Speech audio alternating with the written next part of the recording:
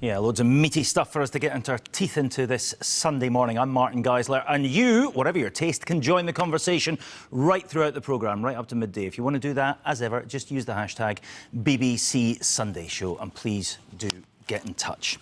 Now then, this week, the Scottish Government set out what it says is a fresh case for independence, arguing that self-determination makes other countries wealthier, happier, fairer, so why not Scotland? But, at the risk of stating the obvious, if you want to win a referendum, you need to hold a referendum. So, how do they plan to do that? Well, back in 2014, the UK government granted something called a Section 30 order, an agreement which allowed the independence referendum back then to take place. But they've made it very clear they won't do that this time. Indeed, they wouldn't even take part in today's programme, telling us now is not the time to be talking about another referendum. But the Scottish Parliament is allowed to consult the Scottish people. Of course it is. So what might it ask them here? A straight yes-no question on independence? Or maybe something a bit woollier? Either way, the Parliament would have to draw up legislation to start that process.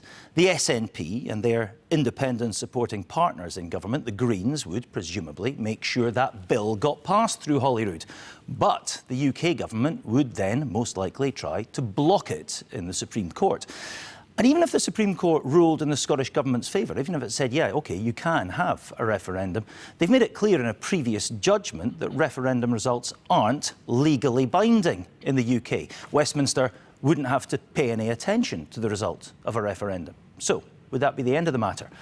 Somehow, I doubt it. Anyway, enough speculation for now. Let's hear from the horse's mouth, so to speak. The Cabinet Secretary for the Constitution, Angus Robertson, joins me now. Good morning to you. Very good morning to you. Hello. So, loads to get through this morning in a limited-ish time. Some of it's news, some of it's not. Some of it is speculation, some of it's hypothetical. Let's start, though. Let's see how we get on. Let's start with your mandate.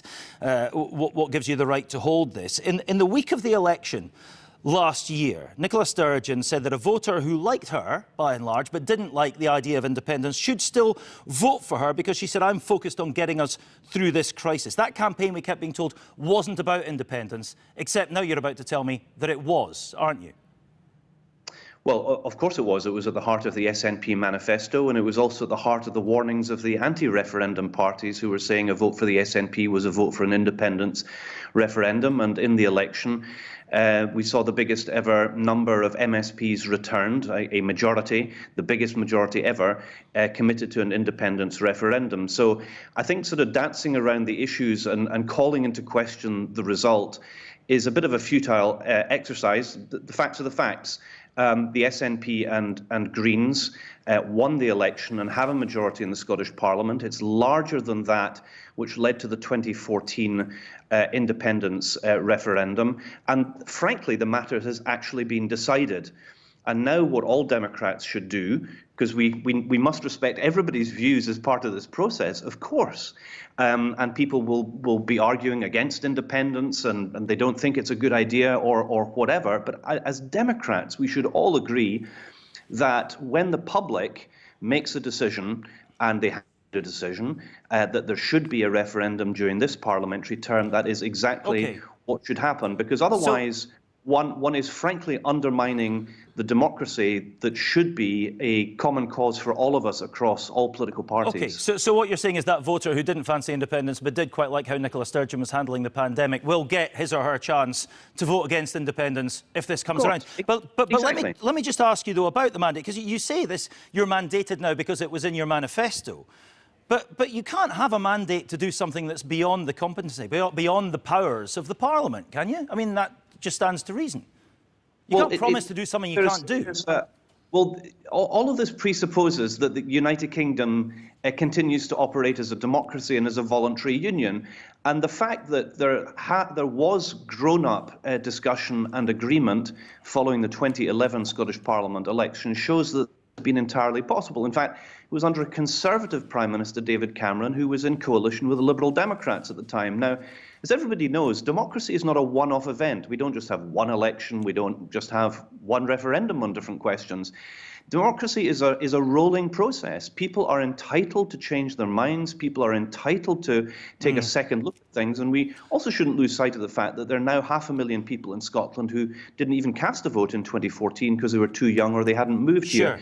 So things have moved on. We have had an election. We have made a decision. And there is a majority in the Scottish Parliament. Okay. And it's for the others to explain why.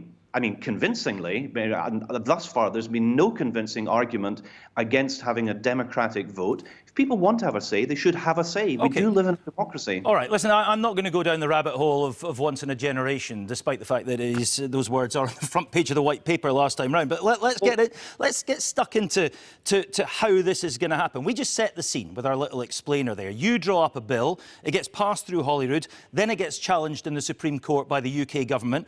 You've gamed this out, presumably. What happens next? What do you do?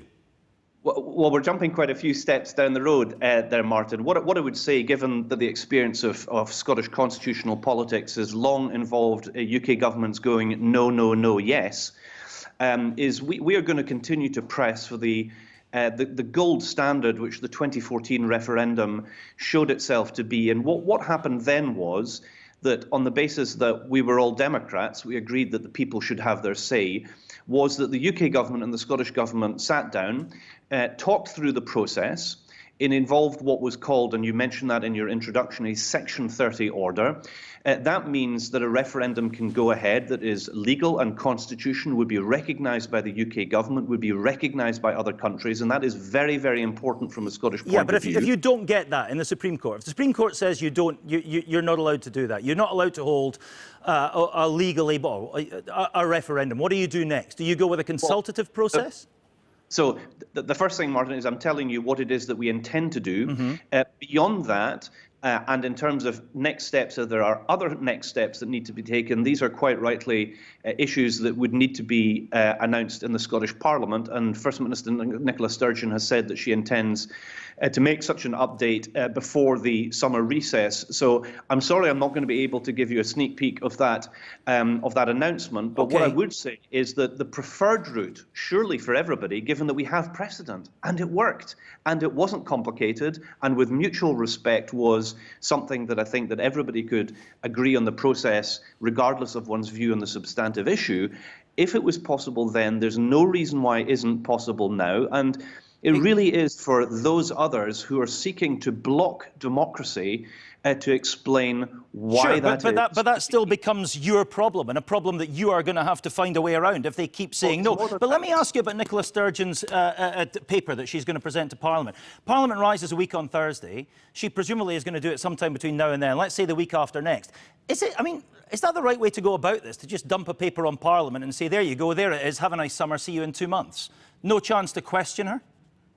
Well, of course, if the First Minister makes a statement, she will be questioned by opposition parties and by MSPs. Why wasn't it the first thing you published? Excuse me? Why wasn't it the first thing you published, the idea of how you're going to get there, before we start talking about how we should vote and why we should vote?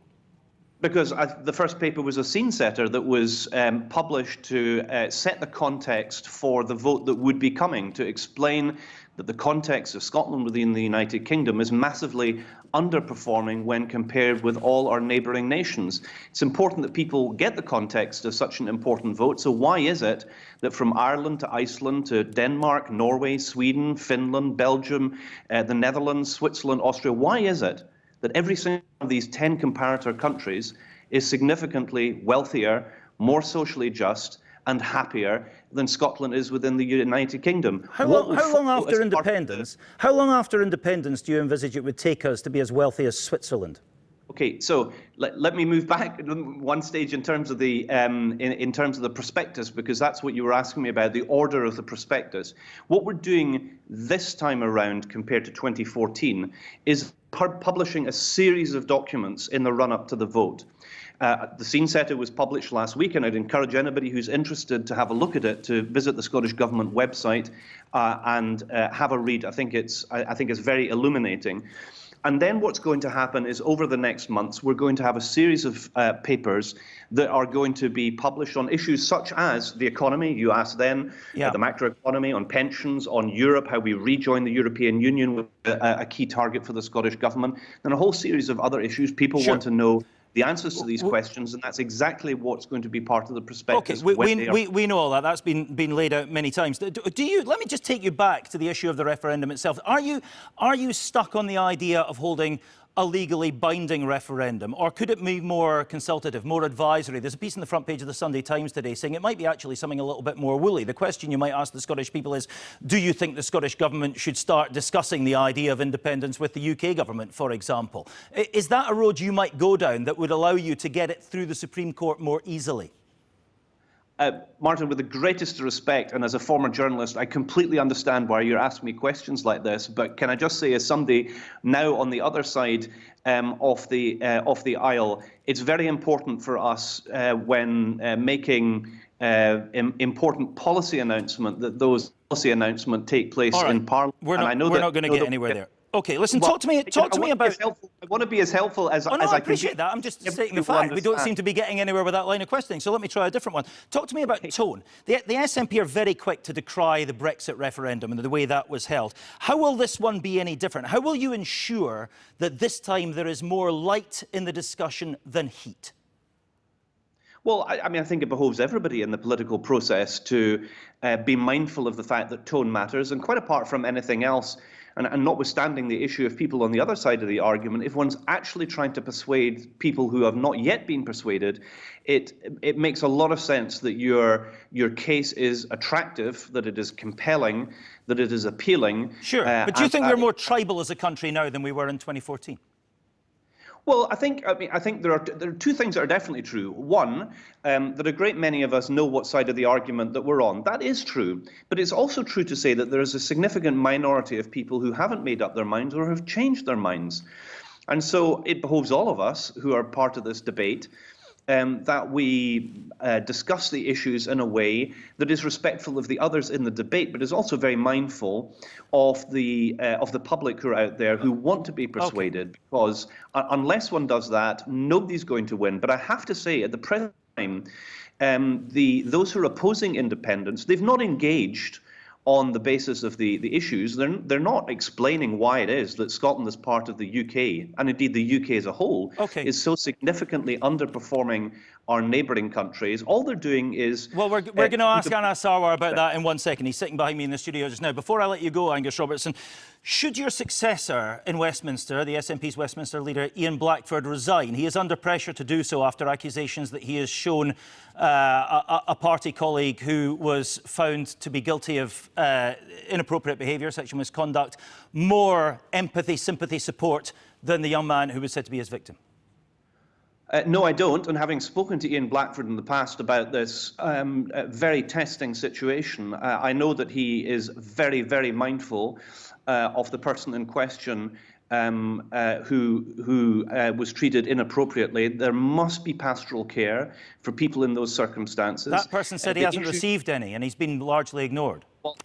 Well, I've said that everybody should be able to receive that, and you know, it would not be appropriate for that not to have been offered. But I just make the point that in these very difficult situations, when one has an independent process that looks at what has been involved, on the one hand, absolutely, victims must come first, and people who've been treated inappropriately must be supported. But at the same time, 6 years to get to this stage. We've had an independent process that made a decision that the MP in question should be suspended for 2 days. And that is what has happened. He's been suspended by the SNP group at Westminster as well. But I mean, I think there is a wider question as to when decisions are made which do not talk about career-ending situations. If that is conclusion is, then there has to be a way back for people while at the same time supporting people who have been treated inappropriately. And for that reason, I don't think that Ian Blackford should face the calls that he is, especially from political parties, throwing very large rocks while sitting in glass houses. OK, you have made your point very clear. Angus Robertson, for that and everything else you've discussed with us this morning, we thank you very much indeed. Thanks for having me on. Not at all. Now, listening to that, hopefully, and joining me here in the studio is Scottish Labour leader Angus Sarwar. Good morning to you. Good morning, Martin. Right, listen, I asked Angus Robertson there if the Supreme Court says, no, you can't have a referendum, is that the end of it for him, or what happens next? Let's turn that on its head.